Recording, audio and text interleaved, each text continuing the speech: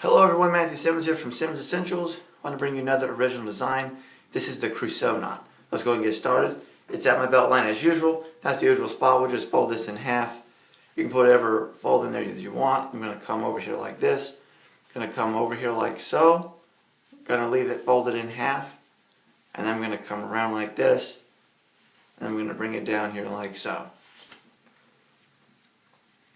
So I'm going to fold it in half like this, come underneath that, and then I'm going to fold it up like this and then bring it down. So that's what we have so far. Then I'm going to come over the top, I'm going to fold it in half, and then I'm going to come down like this, and then I'm going to put my collar down, and then I'm just going to bring this under here.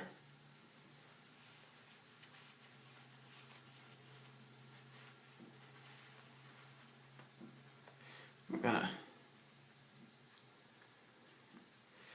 put my buttons here like this. This is what you have, the Crusoe knot. Again, follow me on Instagram at SimmonsEssentials, and check out Stylish Leadership. We've got great content over there. So again, there you have it.